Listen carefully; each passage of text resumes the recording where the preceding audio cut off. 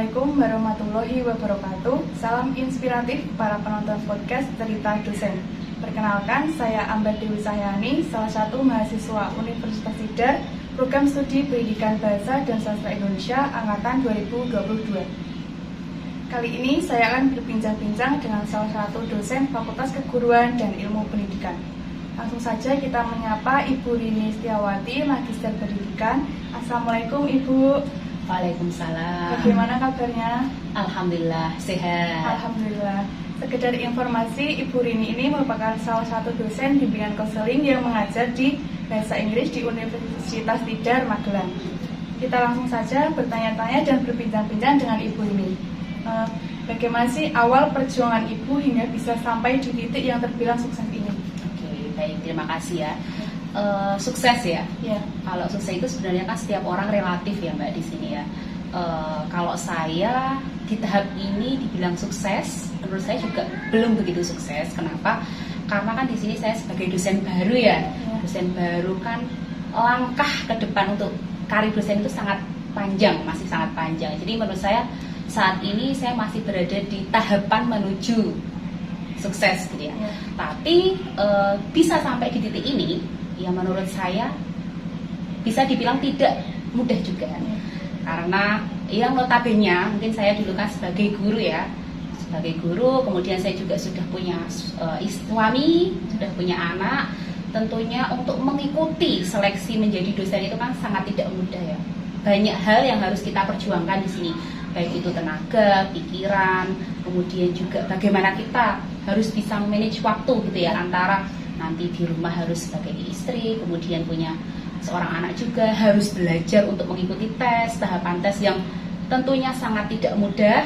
Kemudian juga tugas-tugas di sekolah sebagai guru tentunya juga banyak begitu ya. Jadi kalau bisa sampai tahap ini, hal-hal yang saya lakukan adalah yang tadi, yang pertama haruslah memanage waktu, kemudian juga tak lupa meminta dukungan berupa doa kepada keluarga, kepada ibu, kepada ayah gitu ya.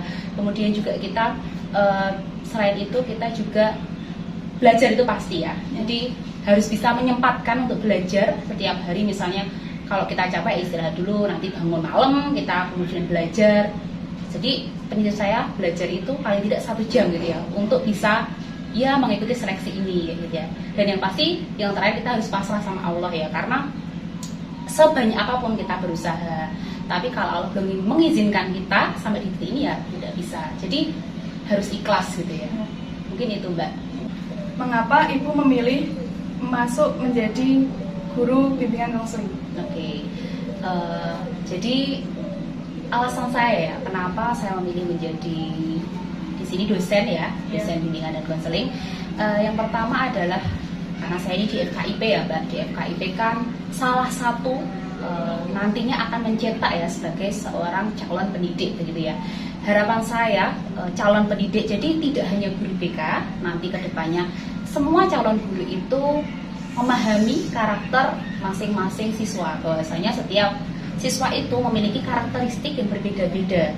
Nah, ketika guru itu memahami karakteristik siswa yang berbeda-beda itu, nantinya tidak akan lagi ada guru yang merasa bahwa si siswa ini yang bodoh mungkin, atau mungkin siswa ini yang kurang dan sebagainya. Karena tentunya setiap siswa itu kan memiliki kelebihan dan kelemahan masing-masing begitu ya. Jadinya guru itu nanti diharapkan bisa membantu mengembangkan bakat ataupun potensi yang dimiliki oleh siswa tersebut.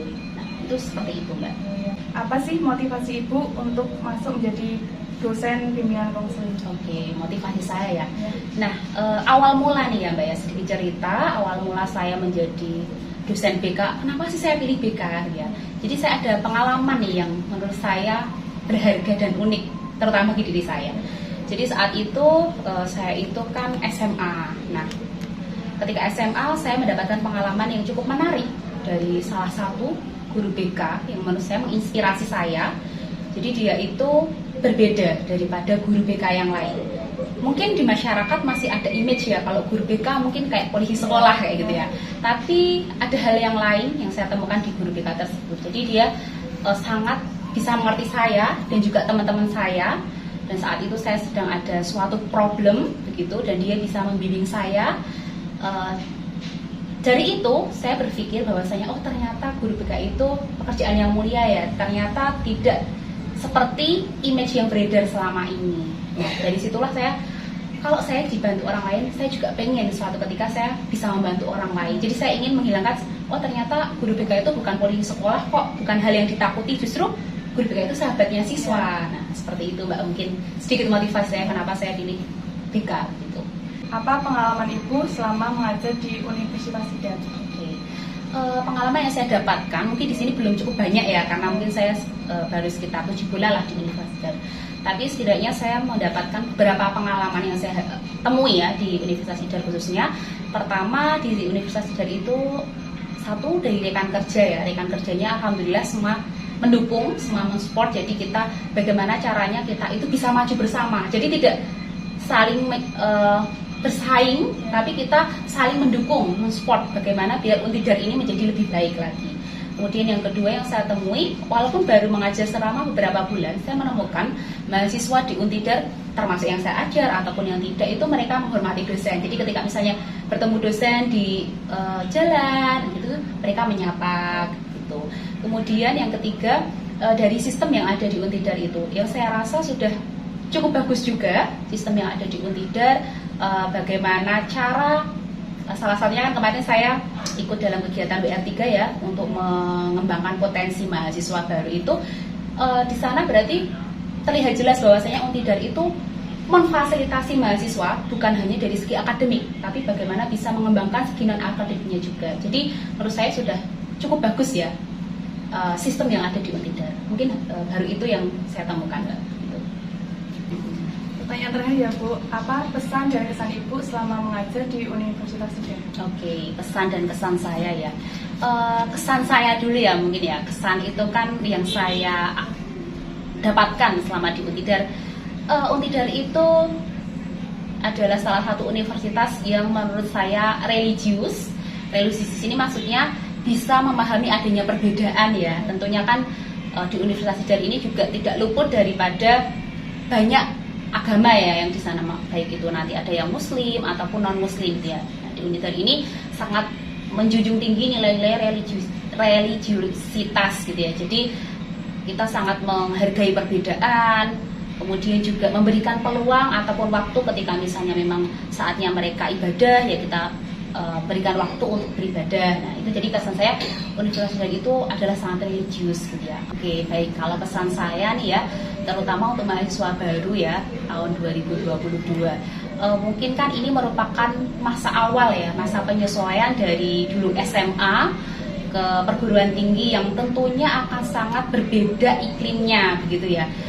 Di perguruan tinggi mahasiswa dituntut untuk bisa lebih mandiri, kemudian juga lebih aktif, sehingga pesan saya teman-teman harus bisa satu membagi waktu, kemudian yang kedua teman-teman juga harus bisa menjaga diri karena teman-teman di sini kan mulai jauh dari orang tua ya, masa kuliah kan masa yang paling rawan, jadi harus bisa menjaga diri.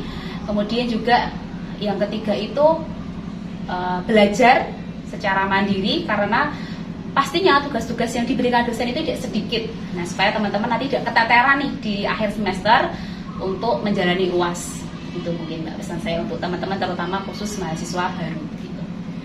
Luar biasa sekali cerita dan pengalaman dari Ibu Rini ini. Terima kasih Bu atas bincang-bincangnya kali ini. Semoga apa yang disampaikan Ibu Rini bisa menjadi inspirasi dan motivasi untuk kita semua. Sekian podcast hari ini. Salam inspiratif. Saya Amber Dewi Sayani pamit undur diri. Wassalamualaikum warahmatullahi wabarakatuh.